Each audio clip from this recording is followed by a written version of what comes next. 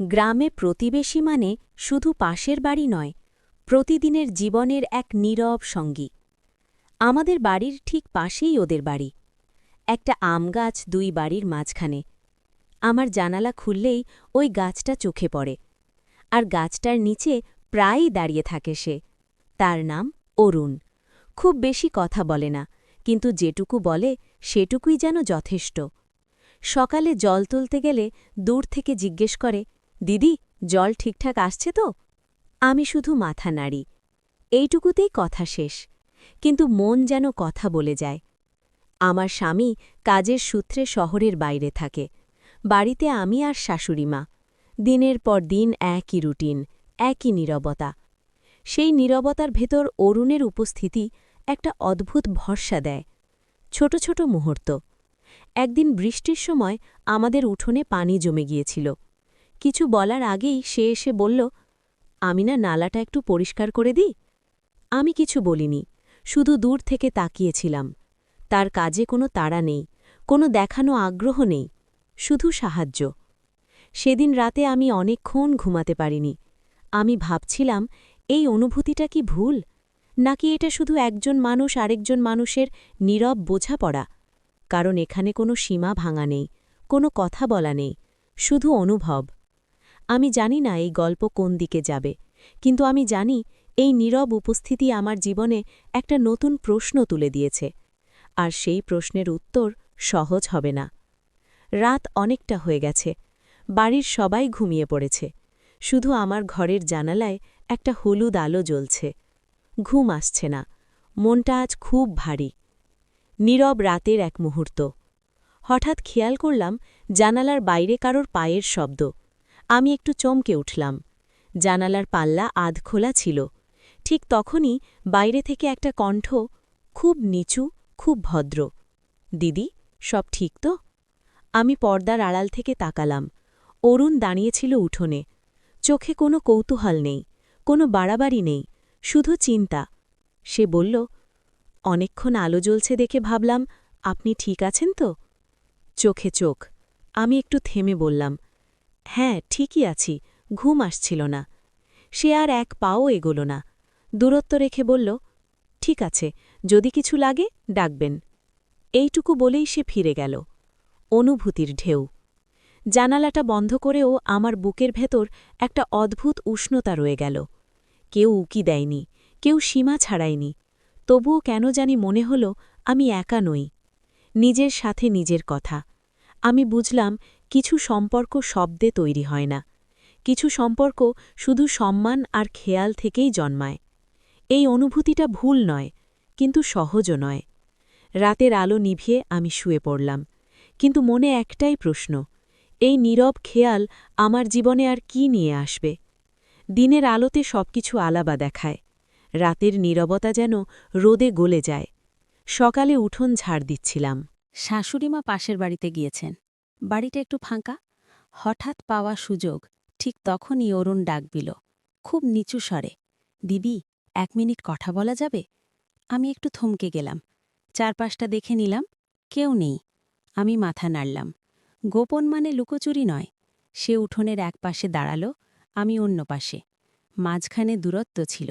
সে বলল, গত রাতে আপনাকে চিন্তায় দেখালো। আমি শুধু জানতে চাইছিলাম, আপনি ঠিক আছেন তো? আমি একটু হেসে বললাম, কখনো কখনো মনটা ভারী হয়ে যায়, এই আর কি। চাপা অনুভূতির কথা। অরুণ কিছুক্ষণ চুপ করে রইল। তারপর বলল, আপনি সবসময় একা সব সামলান, কিন্তু একা থাকলেই সব শক্ত হতে হয় এমন নয়। এই কথাটা শুনে আমার বুকটা কেঁপে উঠল। সীমার ভেতরে আন্তরিকতা। আমি বললাম, এই কথাগুলো সবাই বোঝে না। সে সঙ্গে সঙ্গে বলল, আমি বুঝি বলেই কিছু বাড়াবাড়ি করতে চাই না।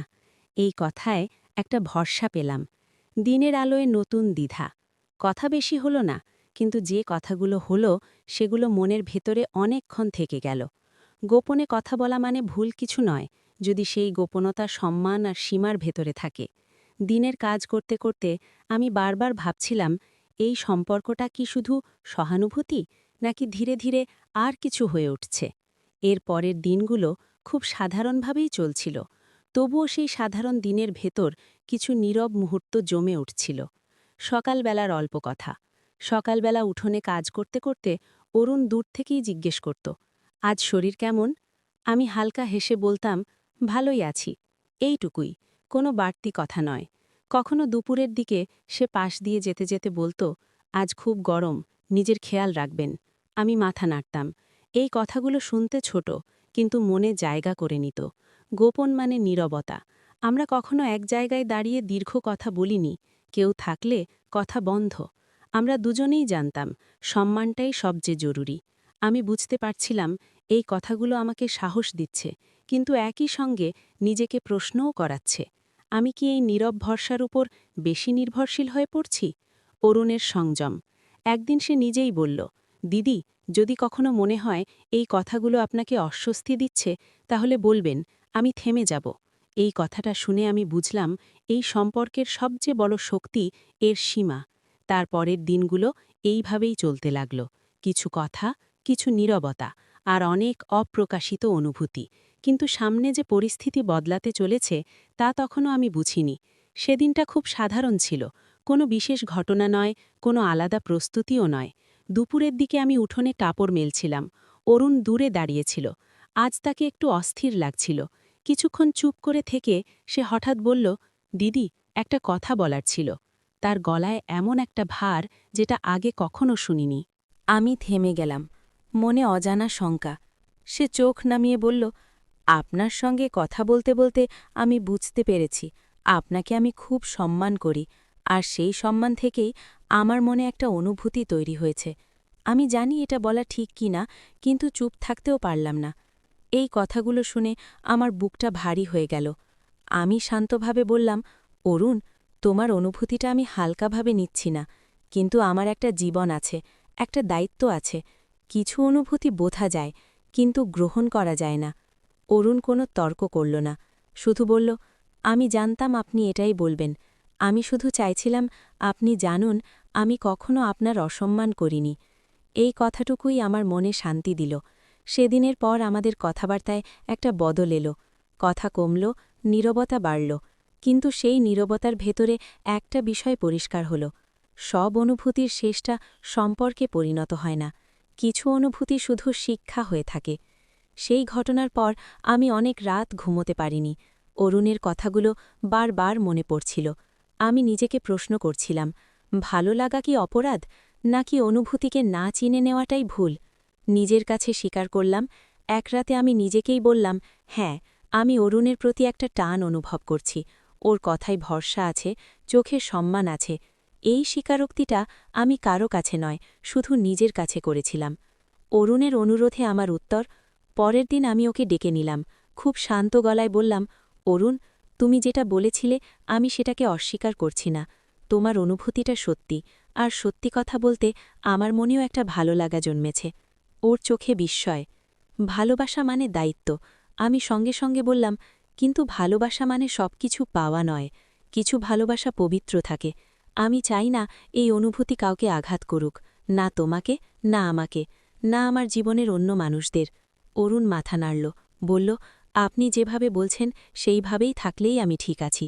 আমার কাছে আপনার সম্মানটাই সবচেয়ে বড়। সেই মুহূর্তে আমি বুঝলাম, এই ভালোবাসা দাবি করে না, চাপ দেয় না। আমি ভালোবাসতে শুরু করলাম, কিন্তু নিজের ভেতরে একটা নীরব সংযত ভালোবাসা, যেটা আমাকে আরও সচেতন করল, আরও শক্ত করল। কিন্তু সামনে জীবনের বাস্তবতা আরও কঠিন প্রশ্ন নিয়ে আসছে। আমরা কেউ হঠাৎ বদলে যায়নি। কোনো বড় ঘোষণা, কোনো নাটকীয় মুহূর্তও ছিল না। ধীরে ধীরে আমরা একে অপরের জীবনে ভালো মানুষ হয়ে উঠছিলাম। অরুণ এখন আর অকারণে কথা বলত না। সে বুঝে গিয়েছিল, কিছু অনুভূতি শব্দে নয়, আচরণে বাঁচে। আমি লক্ষ্য করতাম, ও দূর থেকেই খেয়াল রাখত আমি ঠিক আছে কিনা, মন ভালো আছে কিনা। ভালোবাসার নতুন অর্থ। এই ভালোবাসা চাওয়ার ছিল না, পাওয়ারও ছিল না। এই ভালোবাসা ছিল সময়মতো পাশে দাঁড়ানো, নীরবে ভরসা দেওয়া, একটা দৃষ্টিতে বোঝা। আমি বুঝলাম, ভালোবাসা মানে নিজেকে হারানো নয়, বরং আরও সচেতন হওয়া। আমরা কি হয়ে উঠলাম? আমরা পরিচয় বদলাইনি, সম্পর্কের নামও বদলাইনি, কিন্তু মানুষ হিসেবে আমরা বদলে গিয়েছিলাম। সে আমার প্রতি আরও দায়িত্বশীল হল, আমি নিজের ভেতরে আরও দৃঢ় হলাম। এইটাই ছিল আমাদের ভালোবাসা। সব ভালোবাসা শেষ পর্যন্ত গল্প হয় না, কিছু ভালোবাসা মানুষ তৈরি করে, আর সেই মানুষ হয়ে ওঠাটাই আমাদের কাছে সবচেয়ে বড় প্রাপ্তি ছিল। দিনগুলো এভাবেই চলতে লাগল, কোনো বাড়াবাড়ি নয়, কোনো প্রতিশ্রুতির বোঝা নয়, শুধু বোঝাপড়া। আমরা শিখে নিয়েছিলাম কখন কথা বলতে হবে আর কখন থেমে যেতে হবে। আমি নিজেকে বারবার মনে করাতাম আমি কারোর স্ত্রী। এই সত্যটা আমার প্রতিটা সিদ্ধান্তের সামনে দাঁড়িয়ে থাকত। অরুণও সেটা বুঝত। সে কখনো এমন কিছু চায়নি যেটা আমাকে দ্বিধায় ফেলতে পারে। এই সীমাটাই আমাদের সম্পর্ককে ভাঙার বদলে বাঁচিয়ে রেখেছিল। অপেক্ষার দিনগুলো, মাঝে মধ্যে আমরা শুধু ২-৪ কথা বলতাম, বাড়ির খবর, দিন কেমন গেল, এই ছোট ছোট কথাতেই আমাদের ভরসা তৈরি হচ্ছিল। ভালোবাসা তখন চাওয়ার নয়, ধরে রাখার হয়ে উঠেছিল। স্বামীর ফেরার অপেক্ষা। আমি জানতাম একদিন আমার স্বামী ফিরবেন। সেই দিনের জন্যেই নিজেকে শক্ত রাখছিলাম। অরুণও জানত এই অপেক্ষা শেষ হবেই, তাই সে কখনো আমার পথ আটকায়নি, বরং বলত, আপনি ঠিক থাকলেই আমার শান্তি। এইভাবেই আমরা আমাদের সম্পর্ক টিকিয়ে রেখেছিলাম। ভালোবাসা ছিল, কিন্তু লোভ ছিল না। অপেক্ষা ছিল, কিন্তু তাড়াহুড়ো ছিল না। আর সামনে একটা বড় বদল আমাদের দিকে এগিয়ে আসছিল। যেদিন খবরটা এলো আমার স্বামী ফিরছে, সেদিন ঘরের বাতাসটাই বদলে গিয়েছিল। আমি বুঝে গিয়েছিলাম অপেক্ষা শেষ, এবার বাস্তবের সামনে দাঁড়ানোর সময়। অরুণের চোখে আমি কোনো প্রশ্ন দেখিনি, ছিল শুধু একটাই কথা, সব কিছু বোঝা। সে ধীরে বলেছিল, এটাই ঠিক পথ। ওই কথাটুকুতেই সব শেষ হয়ে গিয়েছিল। কোনো অভিযোগ নেই, কোনো আক্ষেপও নেই। আমরা আর বেশি কথা বলিনি, যা বলার ছিল চোখেই বলা হয়ে গিয়েছিল। আমি বুঝলাম কিছু সম্পর্ক জীবনের একটা সময় পর্যন্তই থাকে, তারপর স্মৃতিতে পরিণত হয়। আর সেই স্মৃতিগুলো কখনো বোঝা হয়ে ওঠে না, যদি সেগুলো সৎ হয়। স্বামী ফিরে এলো, ঘর আবার ভরে উঠল পরিচিত শব্দে, পরিচিত দায়িত্বে। আমি নিজের ভেতরে একটা শান্তি অনুভব করলাম, কারণ আমি জানতাম আমি ঠিক সিদ্ধান্তটাই নিয়েছি। সব ভালোবাসা চিরকাল থাকার জন্যে হয় না। কিছু ভালোবাসা আমাদের মানুষ করে তোলে, তারপর বিদায় নেয়। এইভাবেই আমাদের সম্পর্কের সমাপ্তি হল। তো বন্ধুরা, ভিডিওটি ভালো লাগলে কমেন্টে জানাবেন। এই রকম ভালোবাসার গল্প শুনতে চাইলে চ্যানেলটি সাবস্ক্রাইব করুন এবং পাশে থাকুন, আর আপনার বেল আইকনটা বাজিয়ে রাখুন, যাতে নতুন ভিডিও আপলোড করা মাত্র আপনারা দেখতে পান।